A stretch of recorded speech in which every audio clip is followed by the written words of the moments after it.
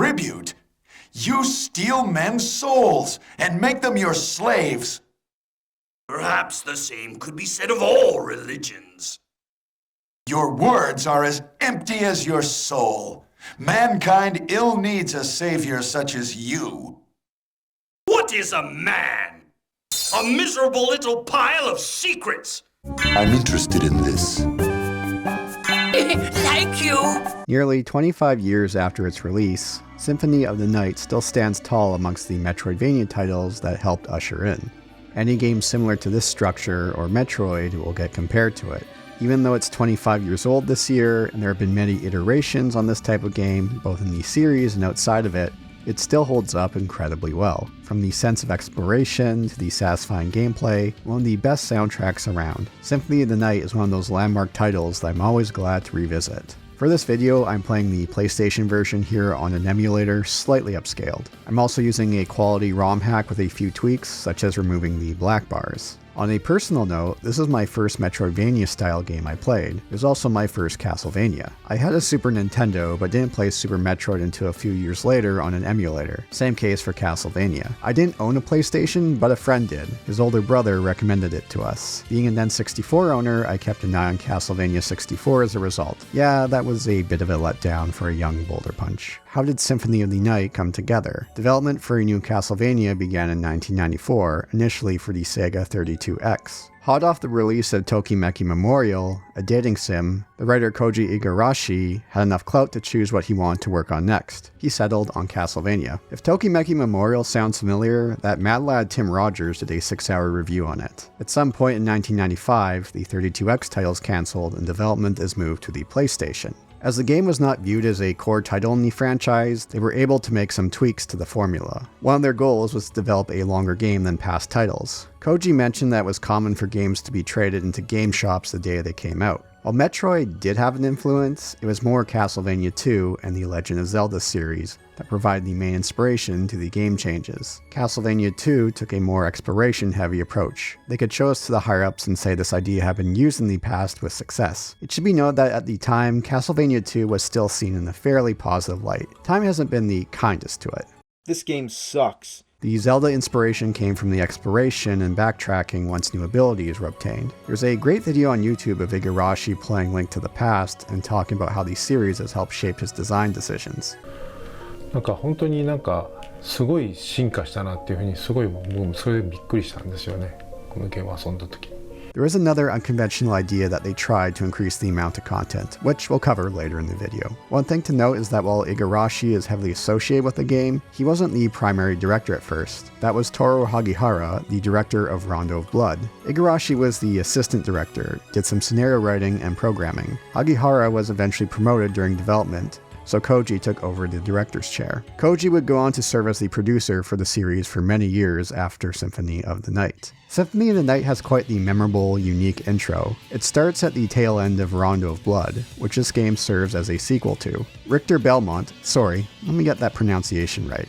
Richter Belmont? Mr. Belmont here has his showdown with Dracula. Even if you've never played this game, you probably know this scene with the hammy yet charming dialogue that I started the video with. And don't worry, I'll sprinkle these various clips throughout the video. Igarashi made use of the shattering wine glass for his bloodstained pitch video. What is a man?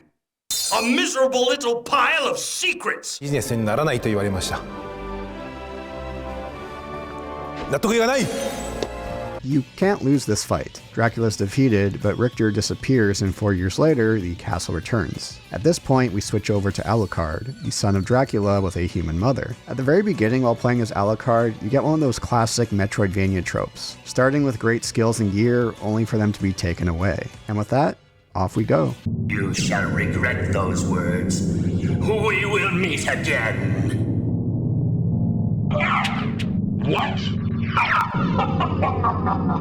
Symphony of the Night still looks beautiful all these years later. Recall that this was also the era when 3D was really starting to take off, and plenty from this time frame didn't age that well. The number of incredible sprites from Alucard to the various enemies is staggering, with animations that still hold up incredibly well. There is so much love and care that was put into these designs and animations, and so many memorable enemy designs and animations, especially the death animations. This entry marked the introduction of Ayami Koji Kojima's illustrations and character designs into the franchise. Igarashi wanted a change-up from past titles to something that was beautiful and fleeting with Blood and Darkness. This ended up being the series' approach going forward. There are some 3D effects used throughout, to great effect, and they're used sparingly, one of my favorites being the book enemies. I think the best way to compare it is to how movies made use of CGI in the mid-90s to early 2000s, prior to green screening everything. They were used to just enhance what was already there. And the music, easily one of my favorites for any game. This was the second Castlevania game composed by Michiru Yamane, who would serve as a series mainstay. In university, she did her thesis on Bach, and you could really hear that influence throughout. She also did pull heavy influence from Ayami Kojima's illustrations. There's a classical underpinning throughout, but there's plenty of tracks with a hard rock direction, funk, jazz, and some unsettling soundscapes.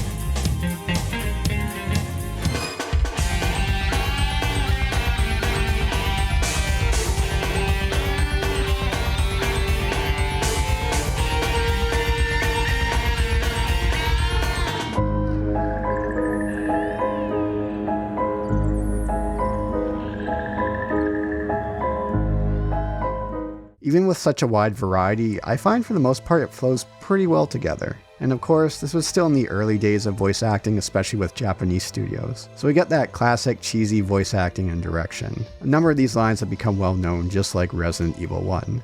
No, you're not my mother! What kind of demon are you? You broke free of my spell. I like that. Demon, death is too good for you. Come here, little boy, and show me what you've got. I really love how Maria says Richter here. Do you know the name Richter Belmont? What changes did Symphony Night make to the franchise? One goal was to make player control be as fluid as possible, and they mostly succeeded. Prior titles always had a stiff feeling to control. Those worked well for those titles, but here they went with a different approach. This is also due to the change in character. Prior titles were always a Belmont or a descendant of the Belmonts. Here, it's Alucard, the son of Dracula and a human mother. This wasn't Alucard's first appearance. That was in Castlevania 3. Igarashi was concerned that fans would not be happy due to the change and a lack of whip, but everything worked out fine in the end. To note about the backdash, it's faster than the normal run speed, so if you want to go through the rest of the game faster, you can do so. Plus, it also reminds me of the moonwalk.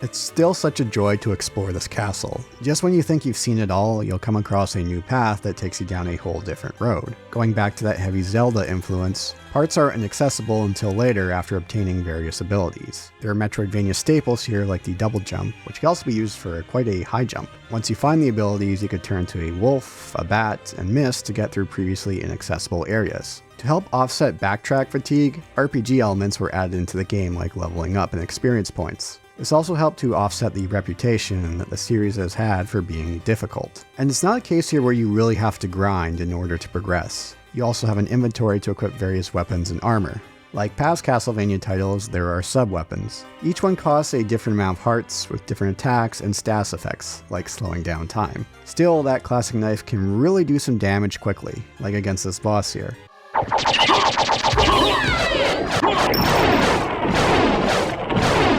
There are also one-time items we could use. Throwable weapons, health, temporary boost to stats. It's easy to fall into that RPG trap of, I'm not going to use this item until later, only to never use it. And due to the time-consuming process of going to inventory here and selecting that said item, that doesn't help as well. There is one issue here in regards to leveling up. Even at higher levels, weak enemies will still knock you back no matter what, although at least there are no pits to fall into. I'm sure anyone who's played this game has had bad memories of the clock room with all the Medusa heads flying around. Depending on how thorough you explore the castle, you can find familiars to summon. They will give you some basic assistance in combat, but others will give a little more unique assistance in situations. There is something funny about this wall. This switch hasn't been pressed yet. There are also spells that you could use, which can be accessed like a special attack in a fighting game through the controls. Of course, there's a store as well to purchase a whole batch of gear and odds and ends, with one of the more notable shopkeepers and shop music in a game. It's been a long time, old one. Oh, it's you, Master Alucard. What do you need? I'm interested in this. Thank you. The further we explore, we'll unlock shortcuts and also have access to teleports to various points throughout the castle. I do wish there was one a bit closer to the shopkeeper, but then again you could collect library cards to get there quickly. Oh, and on the note of the map here, it's funny how many games still fuck this up in this genre. One button press and you instantly see where you are. I keep coming back to Metroidvanias due to the strong sense of exploration. Symphony of the Night delivers this in droves. There's a wide variety of memorable areas throughout the castle. Due to this wide variety, it's easy to remember points you need to come back to at a later time once you have a different ability. Yet, even with all these major change-ups in the castle, it still feels natural in how it progresses. Nothing ever really felt jarring from one area to the next. This castle is a creature of chaos. It may take many incarnations. And to get the most out of the game, you're going to need to do a very thorough job of exploring all the corners of the map. Else you can end the game fairly quickly here with the downer ending. The game hints to this, but doesn't outright spell it like it would in a modern game. So you'll need to remember these points that were inaccessible earlier, like this room you can't access until you could deal with the spikes. But my question is, how the fuck did Maria end up here? Did you place the spikes here, Maria? Why did you do that? And speaking of memorable areas, what's up with this confession room? This one room has its own music, this haunting 3-note melody.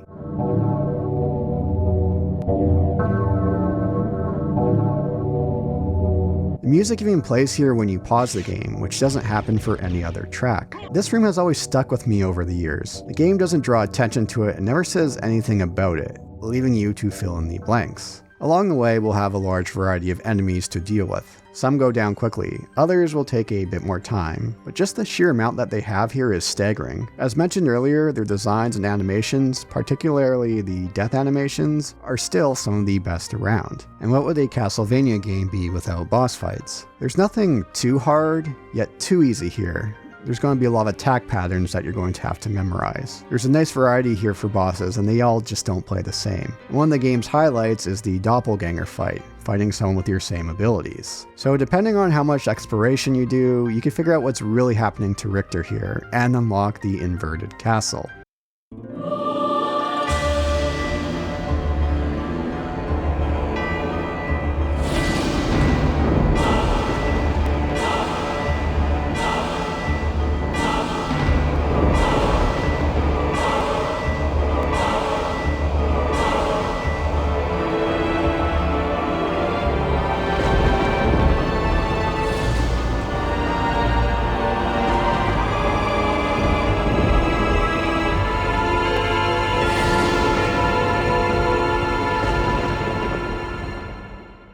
This is one of the most notable aspects of Symphony of the Night. This came about when one team member suggested that they flip the castle upside down, which would result in double the content. So it's literally an asset flip. And they found it worked. Instead of new areas, new enemies were added. To note, back in the day, my friend's older brother told me about this, so I knew about it going in. So on the execution side of it, things are a little bit mixed. Sure, there's a whole batch of new enemies to encounter, and this whole room flip works quite well. In a way, it is similar to the Dark World in A Link to the Past, but doesn't quite make the changes that they made there. It is a bit annoying that if you want to go back to the shop, you have to go back to the prior castle, although you could just use the library card to get there. And there's this one music track that plays through a good portion of the inverted castle. To me, it's one of the weaker tracks of the game.